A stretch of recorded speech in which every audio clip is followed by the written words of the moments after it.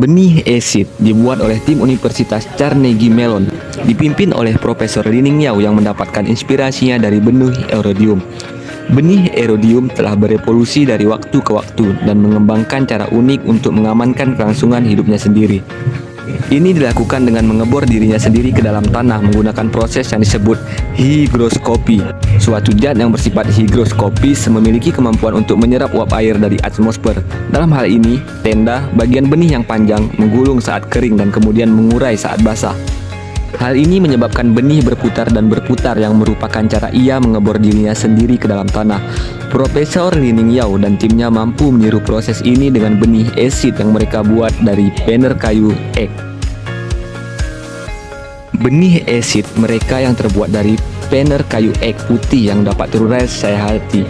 Benih acid hadir dalam berbagai ukuran dan dapat membawa berbagai muatan mulai dari benih sebesar pohon pinus wheatbark yang panjangnya bisa mencapai 11 mm dan beratnya mencapai 72 mg, serta pupuk organik dan bahkan sensor elektronik yang mungkin memiliki fungsi pertanian dan aplikasi konservasi. Melangkah lebih jauh dari benih erodium alami, Profesor Yao dan timnya menemukan bahwa ada ruang untuk perbaikan pada desain yang sudah luar biasa ini. Alih-alih hanya 1 ekor melingkar, mereka menerapkan 3 ekor melingkar. Penambahan sederhana ini memungkinkan tingkat perkecambahan yang jauh lebih tinggi, terutama di lahan datar berkat sudut istirahatnya sekitar 25-30 derajat.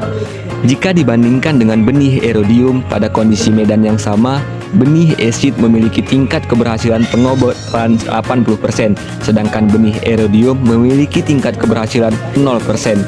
Jadi apa aplikasi potensial dari perangkat ini? Tim percaya bahwa teknologi tersebut dapat meningkatkan efektivitas penyemaian udara untuk mengatasi tekanan pertanian dan lingkungan di daerah terdegradasi.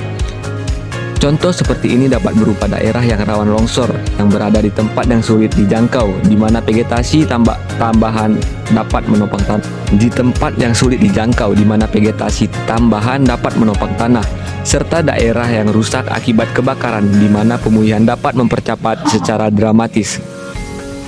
Penggunaan praktis lainnya adalah untuk reboisasi. Pengiriman benih dengan drone bukanlah hal yang baru, tetapi bisa dilakukan menjadi tidak efisien karena benih yang dijatuhkan begitu saja di tanah dapat dengan mudah gagal berkecambah karena berbagai faktor seperti dimakan oleh satwa liar.